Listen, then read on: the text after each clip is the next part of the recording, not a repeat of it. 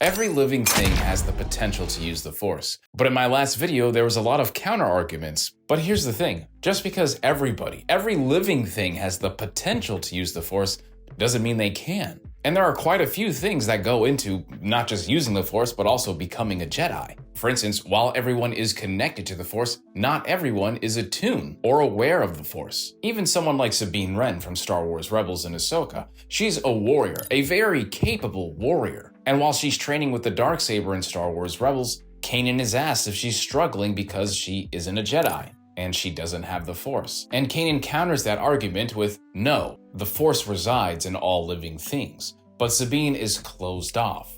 And while Sabine is the victim of this is also a great example that everybody could be a victim of this. Sabine was very lucky, not only the fact because she was a Mandalorian warrior, but also because of people like Ezra Bridger, Kanan Jarrus, and even someone like Ahsoka is there to give her knowledge and the opportunity to train as a Force sensitive. And as we saw in Ahsoka, she later becomes a Force sensitive because of her supporting cast. But Sabine, to me, is not someone that has a natural ability to wield the Force. And that's another issue why there's so many people that just don't use the Force. You need a natural affinity of it. And that is my second defense. While everyone is connected to the Force, it does not mean everybody can wield the Force. I mean, you could even have the knowledge of the Force, but still do not have the skill to wield it.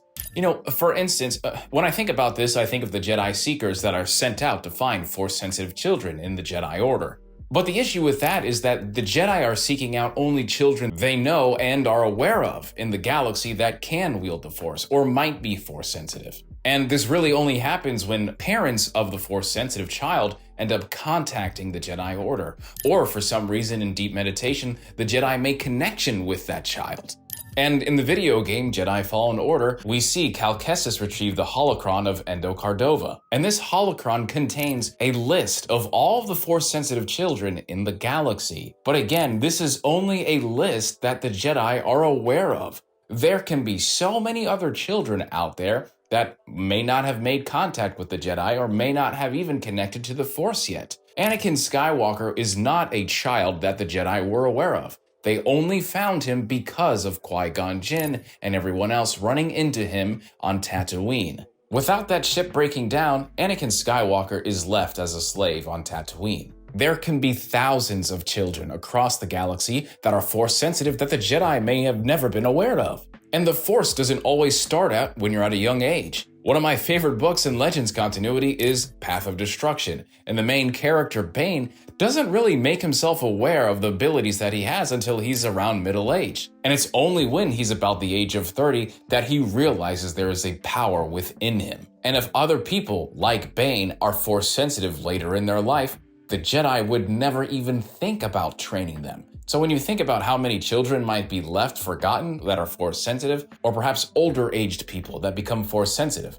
they probably would never even be aware of the Jedi or have the Jedi contact them to become a part of the Order. And the whole reason why you need to become a part of the Order is my last defense: training. Everybody needs training. Sabine Wren is a perfect example of a character who has so many fine attributes in combat, piloting, but was not given the natural ability, the skills, the affinity to be a Force sensitive. And that's the basis here, is that just because you are great at this doesn't mean you're going to be a great Force sensitive or even have the natural ability to be attuned or have the affinity to wield the Force. And there are so many characters in Star Wars that are great pilots, that are great warriors, but they are not Force sensitive or attuned to the idea of the Force. But there are also characters that are very aware of the Force, but have no blatant abilities outside their spirituality. For instance, Maz Kanata and Chirrut Inwa are the greatest examples of this. They are aware of the Force.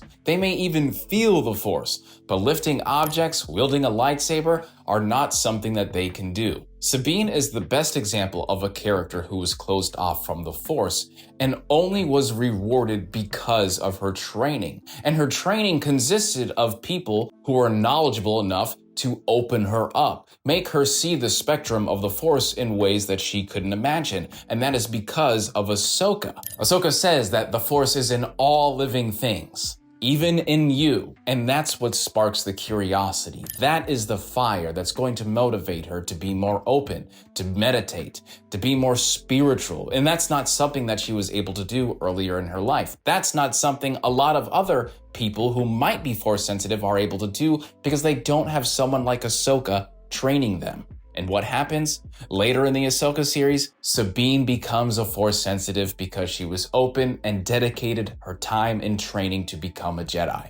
But Ahsoka also says this: talent is a factor. And while training and focus are something that defines someone being force sensitive, talent is most certainly a factor.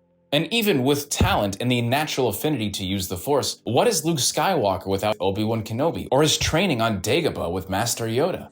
What is Anakin Skywalker without Qui-Gon Jinn and Obi-Wan Kenobi picking him up and introducing him to the Order? They will always be the scavenger. They will always be the slave. They will always be the Tatooine boy playing with starships and Legos. There are so many people in the Star Wars galaxy that have the potential to be force sensitives. But if those children, if those people are never found by a master or teacher, then their powers are going to evaporate and diminish over time. And that means becoming a Jedi, becoming a force sensitive, would be impossible. But that's what I think. Let me know what you think in the comment section. And please make sure you subscribe and follow for more Star Wars content. I'll see you around, fam. Deuces.